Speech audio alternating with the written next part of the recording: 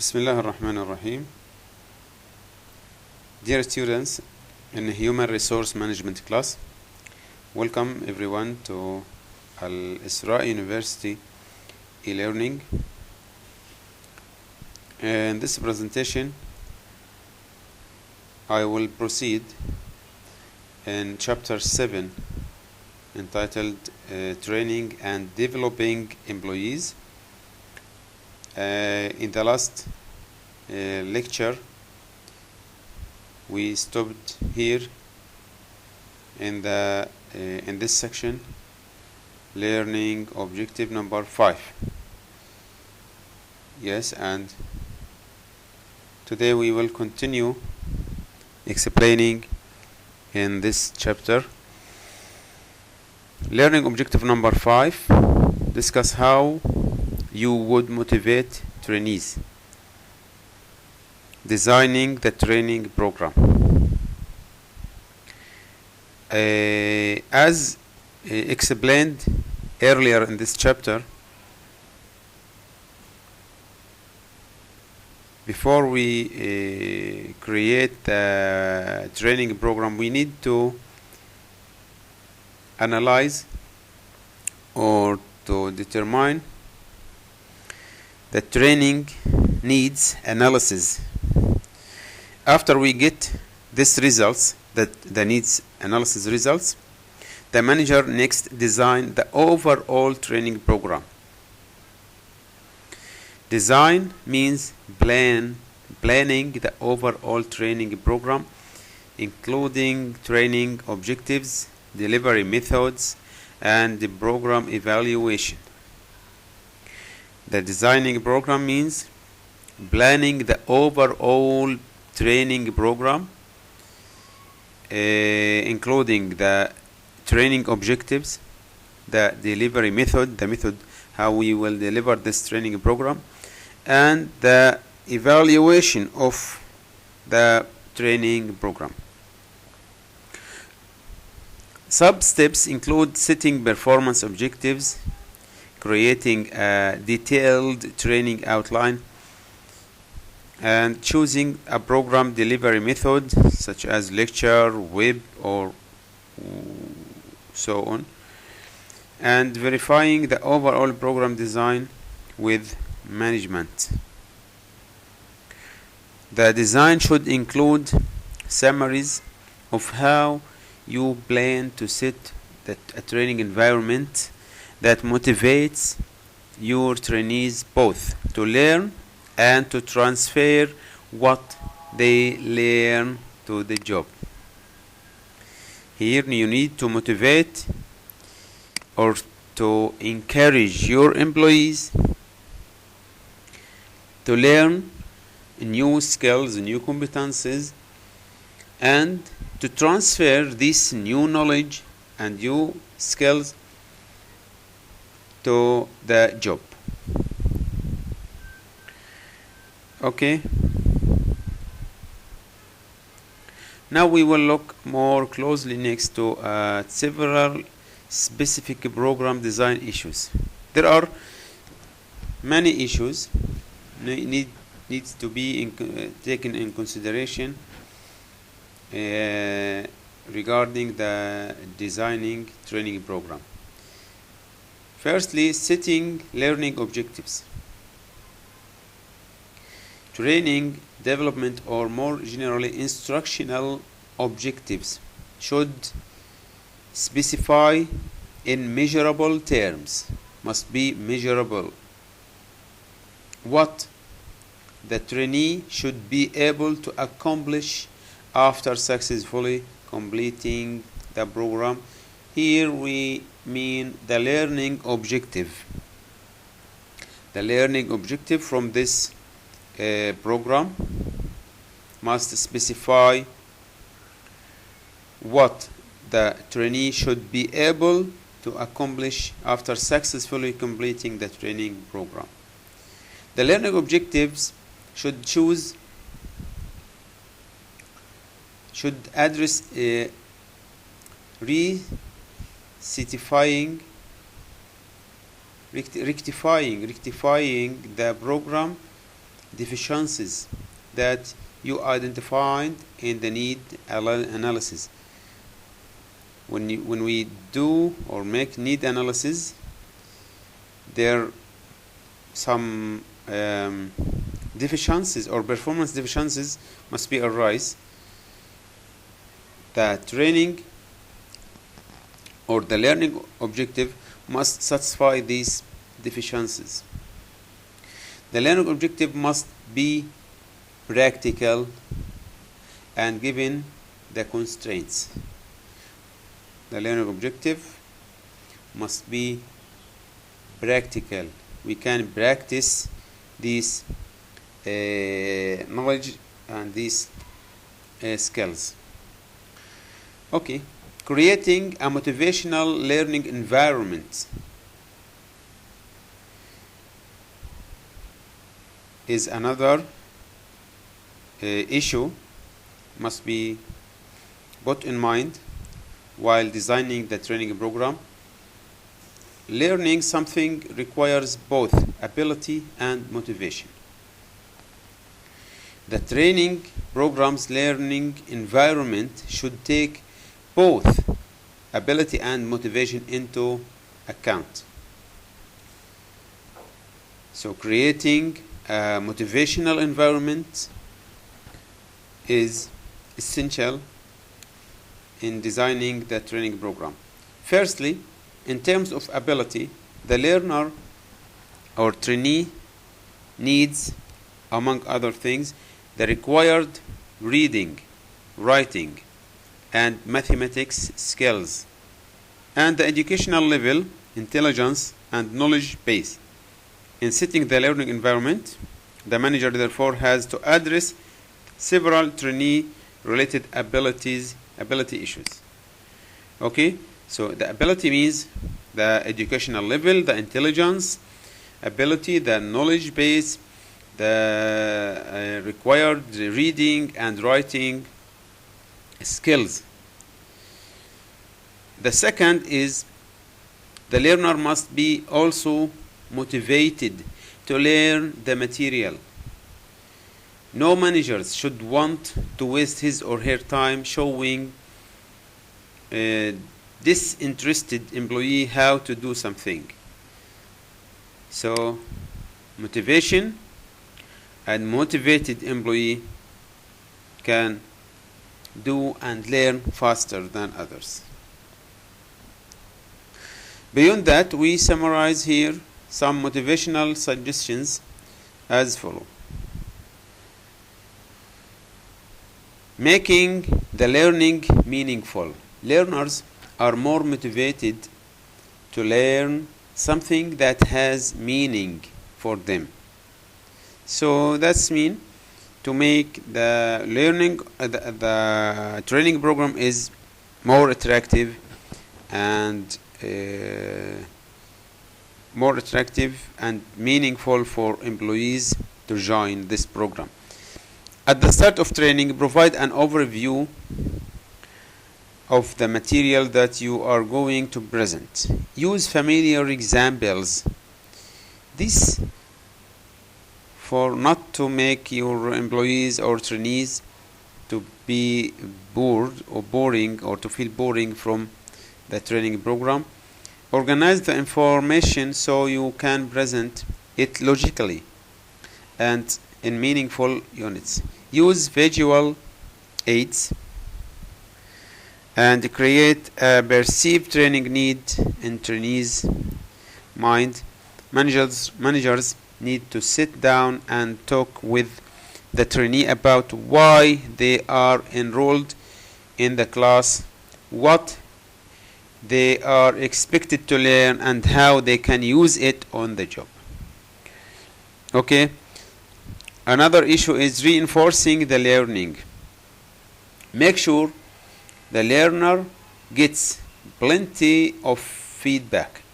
In particular, trainees learn best when the trainer immediately reinforces correct responses, perhaps with a quick "well done." Provide follow-up assignments at the close of training so trainees are reinforced by having to apply back on the job what they have learned. Okay, ensuring transfer of learning to the job. Fewer than 35% of trainees seem to be transferring what they learned in training to their jobs a year after training. So, improving on that, sad statistic requires taking special steps at each stage of training: prior training, during training, and after training.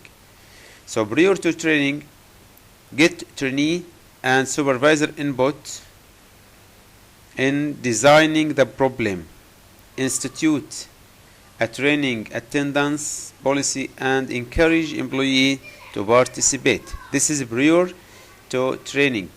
During the training, provide trainees with training experiences and conditions surrounding equipment that resemble the actual work environment. After training, reinforce what trainees learned, for instance, by appraising and rewarding employees for using new skills and by making sure that they have the tools and materials they need to use the new skills. So here some stages: prior to training, during training, and after training stage. Other training design issues. Managers address several other issues during the training design stage. Most importantly, they review relevant alternative training methodology, lecture, web-based, or so on, and choose likely method for their program. They also decide how they will organize, for instance, in sequence the training content components, choose how to evaluate the program, develop the overall summary plan for the program, and obtain management approval to move ahead. These are other training issues. Here, developing the program. Program development means actually assembling or creating the program training content and materials. It means choosing the actual content the program will present, as well as designing and choosing the specific instructional methods, lecture, cases, web-based, etc. You will use, yes. The training equipment and materials include, for example, iPad, workbooks, lectures, PowerPoint slides, web and computer-based activities, course activities, trainer resources, manual, for instance, and support materials. This is the training equipment. So the developing or the program development,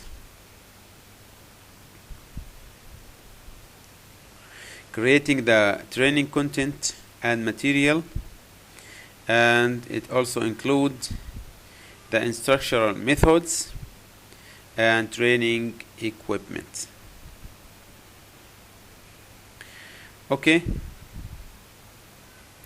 Once you design, approve, and develop the program, management can implement and then evaluate it. After designing and getting approval and developing the program, we can implement and evaluate it. Okay, implementing training programs. With objectives set and the program designed and budgeted, you can turn to implementing the training program. This means actually doing the training using one or more of training methods and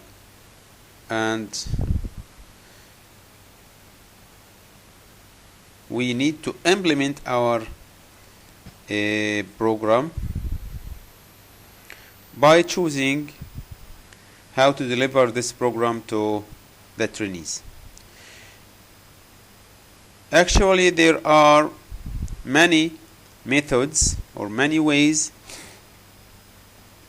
to deliver the training program. There are low tech methods and computer-based ones. We'll start with the low tech method or low technology methods, and then proceed to computer-based one. The first method is on-the-job training. On-the-job training, or OJT, means having a person learn a job by actually doing it. On-the-job training, every employee from mailroom clerk to CEO gets on-the-job training when he or she join a firm. In many firms, OJT is the only training available. In many firms, OJT is the only training available. So OJT, training a person to learn a job while working on it. There are many types of on-the-job training. Which one is the most familiar? Coaching or understudy method. Coaching method or understudy method. Here, an experienced worker or the trainee's supervisor, experienced worker or supervisor, trains the employee. Okay, this may involve simply acquiring skills by observing the supervisor, having the supervisor or job expert show the new employee the ropes step by step. This is coaching or understudy method. Another method is job rotation. Job rotation, we explained job rotation before. It's a systematically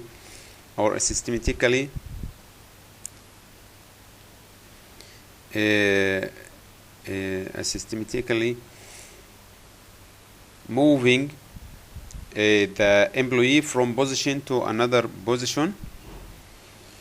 Usually in this method, employee, usually management trainee, moves from job to job at planned intervals.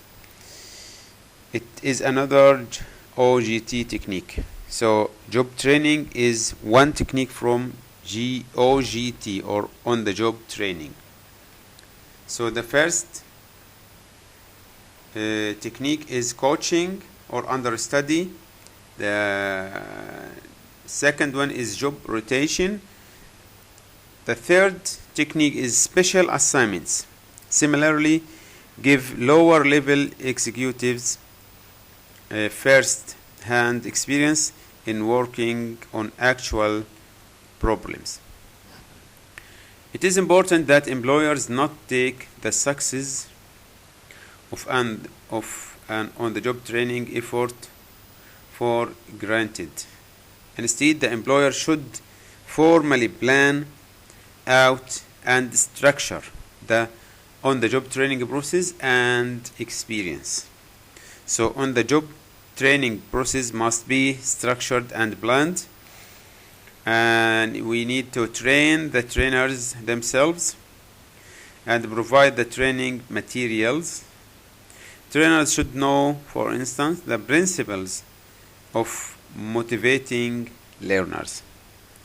So to make the on the job training process more successful, or to achieve success, we need to train the trainers or the supervisors themselves how to provide the training material and how to motivate learners to join this program.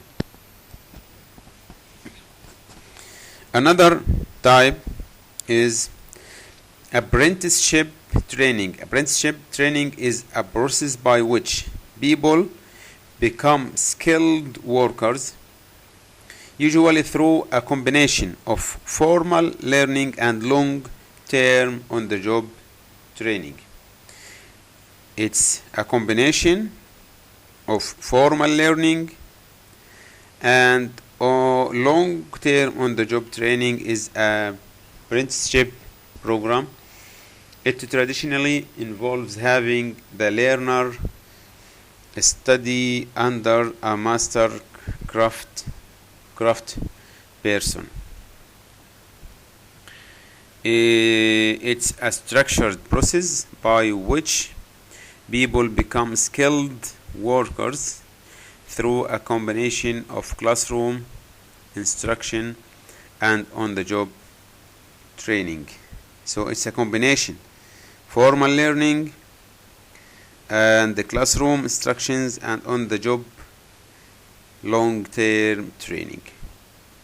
Informal learning is another type of training method.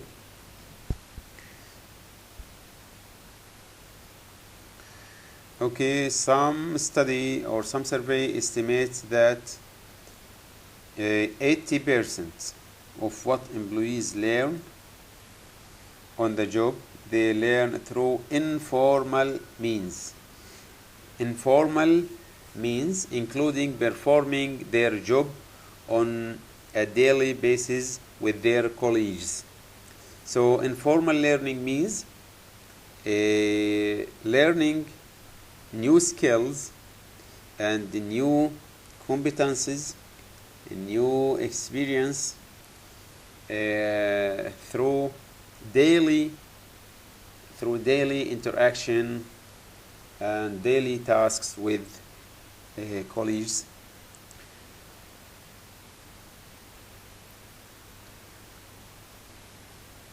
Although managers don't manage informal learning, so informal learning can't be managed by managers, there are still much they can do to ensure that it occurs.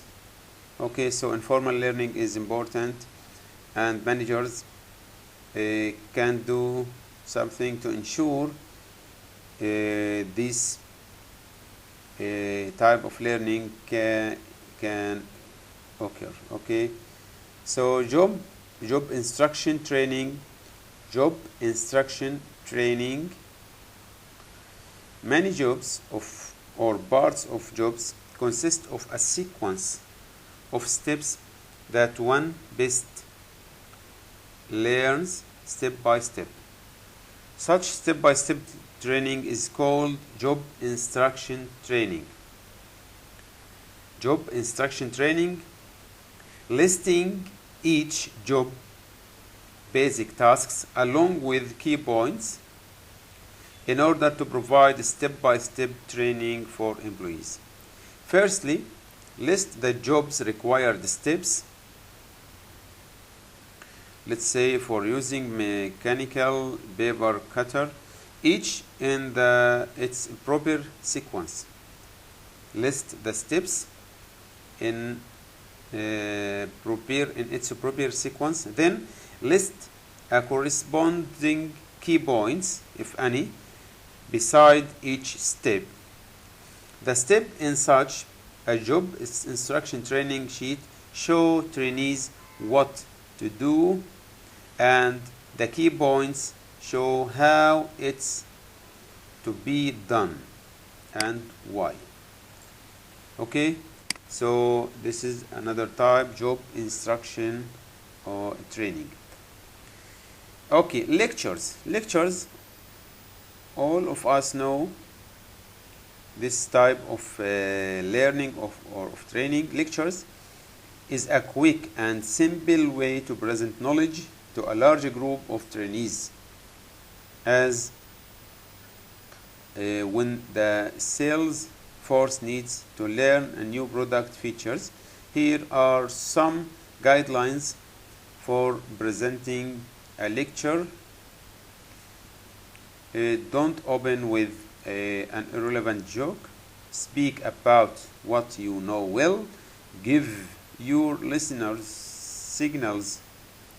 If you have a list of items, start with there are for reasons, or there are many items, firstly, secondly, and so on. Use and notes.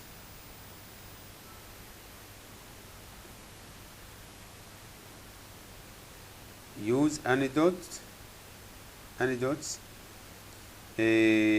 like stories or some, make it as a story or an event. Okay, watch listeners for negative signals and maintain eye contact with the audience. Make sure everyone in the room can hear you. Leave your hands hanging naturally at your sides. And there are many guidelines or many tips how to present an effective and a good or a great lecture. It's a presentation skills, you can learn it. Okay, another type is programmed learning. Programmed learning, whether the medium is a textbook or PC, computer, or the internet, programmed learning or programmed instruction is a step-by-step self-learning method that consists of 3 parts.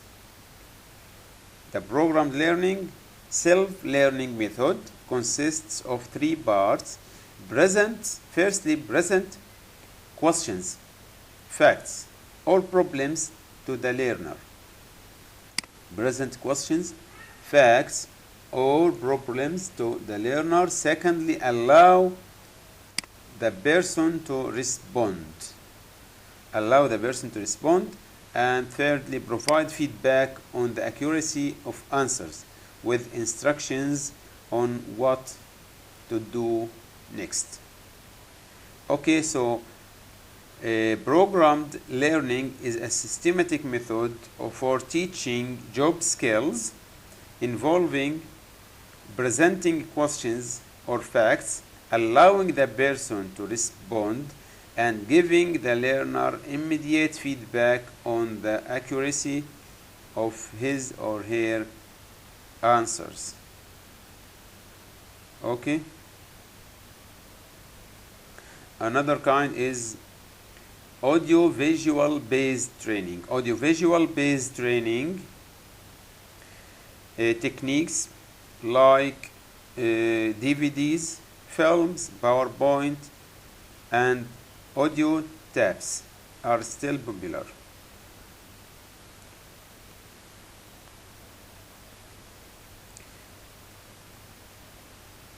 Also increasingly replaced by web-based method.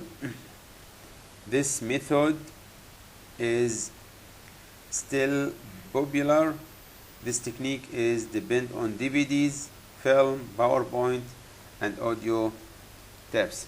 The Ford Motor Company uses video in its dealer training sessions to simulate problems and reactions to various customer complaints.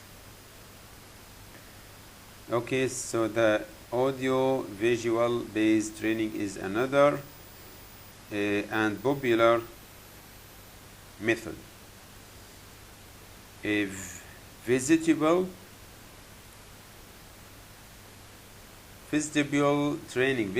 training. By this method, trainees learn on the actual or simulated equipment they will use on the job. So it is as a simulation. Simulated equipment they will use on the job, but are trained off the job, not in the job, perhaps in a separate room or vestibule. Vestibule training is necessary when it is too costly or dangerous. When it is too costly or dangerous to train employees on the job. Okay, so we use this method when it is too costly or dangerous to train the employees on the job. We use as a simulated equipment and in separate room of the job, not on the job.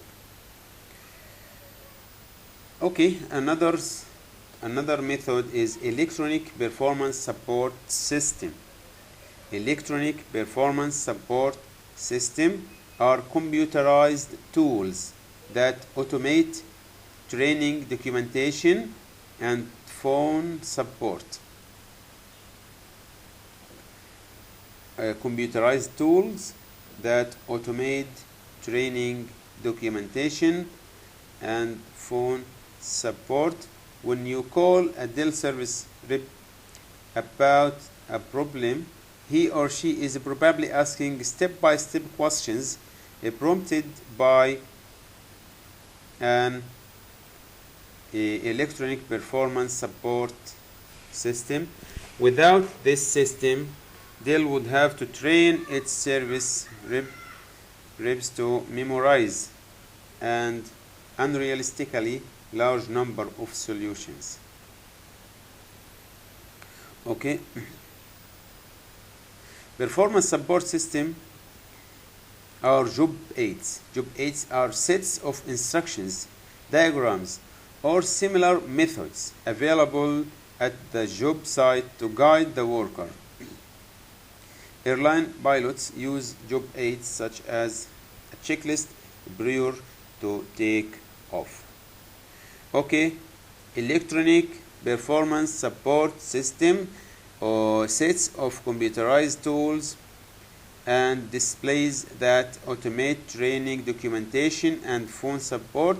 Integrate this automation into applications and provide support that's faster, cheaper, and more effective than traditional methods. Okay, video conferencing is another training method. Video conferencing.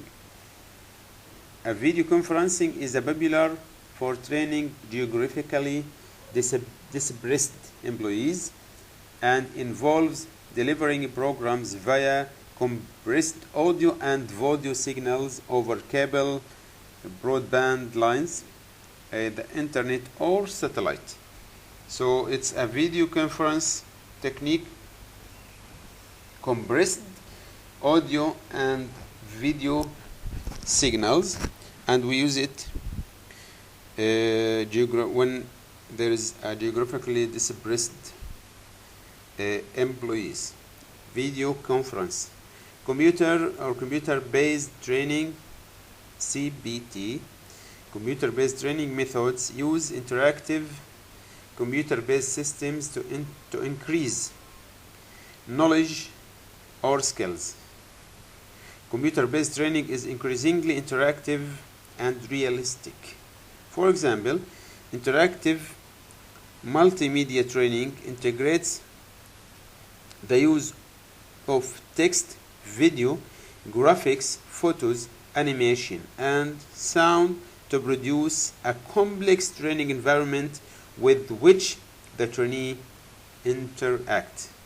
Computer-based training is integration between the text, the video, graphics, photo, animation, and sound to produce a complex training environment with the trainee, with which the trainee interacts.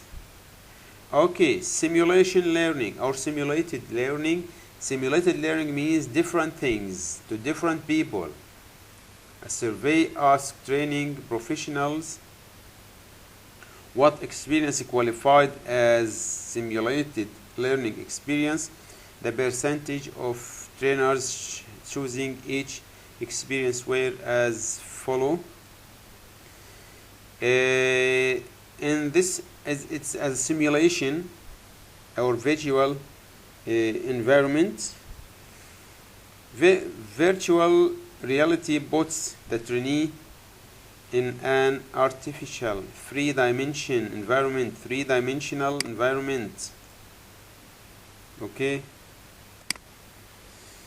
that stimulates events and situations that might be experienced on the job. Okay, so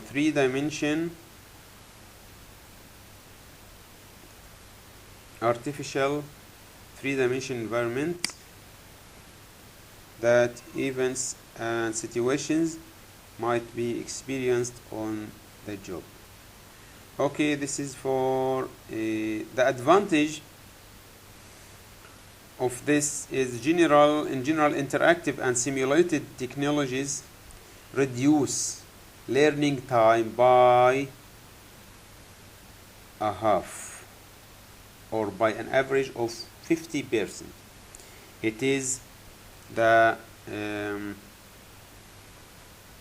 advantage of interactive simulated technologies. It reduces time by an average of 50%. Okay, that's for the simulated learning. Another method is internet-based training. Internet-based training, trainers increasingly employ internet-based training to deliver programs. Okay. Today, ADBs trains its new salesperson online using a blackboard learning management system similar to one used by many online college students.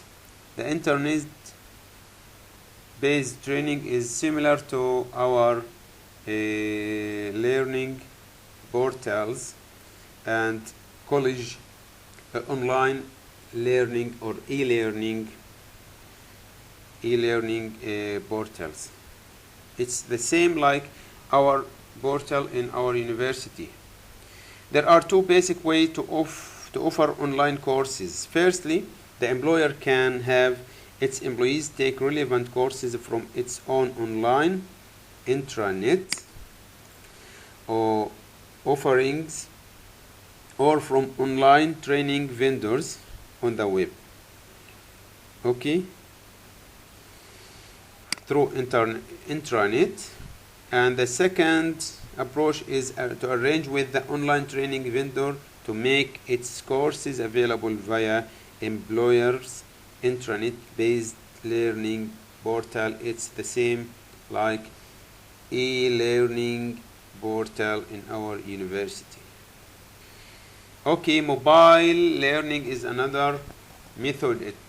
Mobile learning or demand learning means delivering learning content on demand via mobile devices like cell phones, laptop, or iPad, wherever and whenever the learner has the time and desire to access it.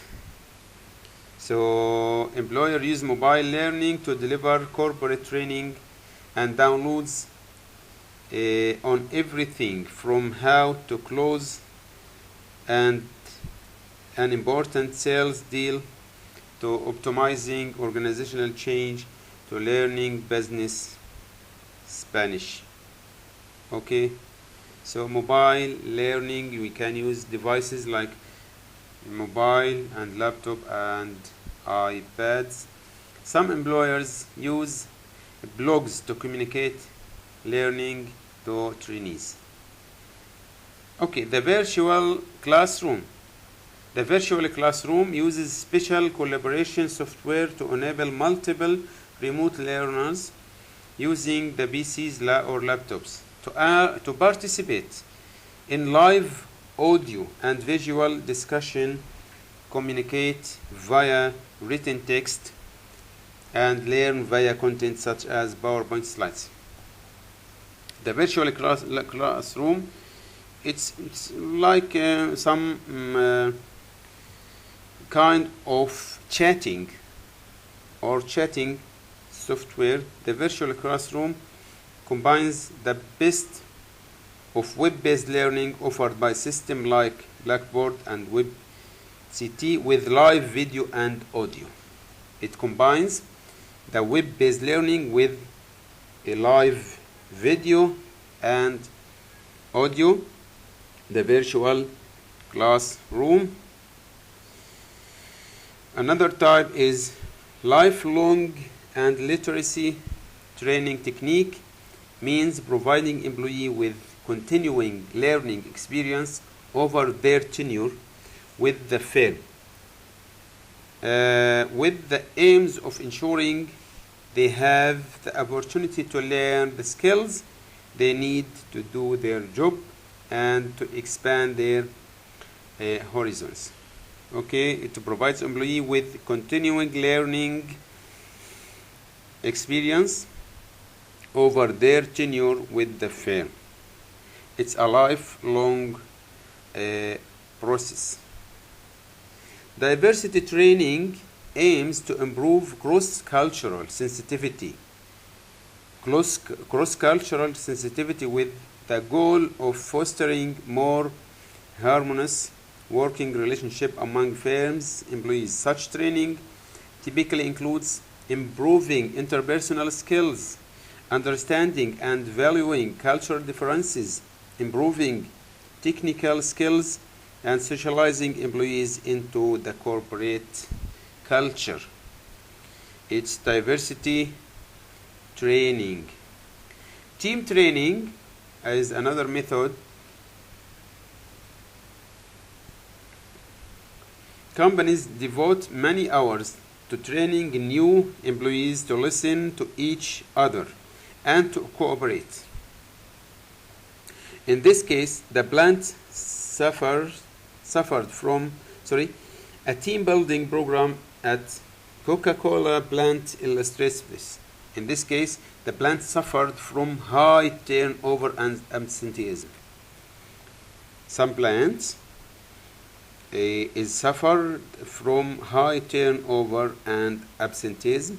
The new plant manager decided to reorganize around teams and to use team training to support the new organization. So team training, making teams to train each other. Team training focused on technical, interpersonal, and team management issues.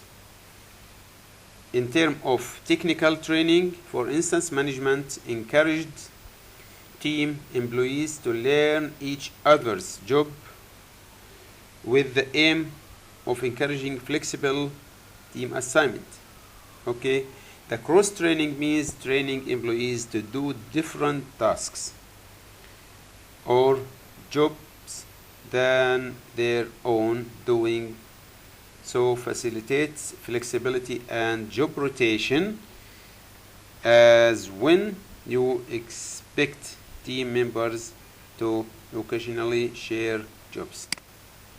Okay, so the technical training and cross training, they are types of team training. Okay, the team training is the last type of, or the last technique we can use in delivering the training programs. Let's stop here. That's all for today presentation, and see you later in the next presentation, implementing management development program. Thank you so much for listening, and see you later.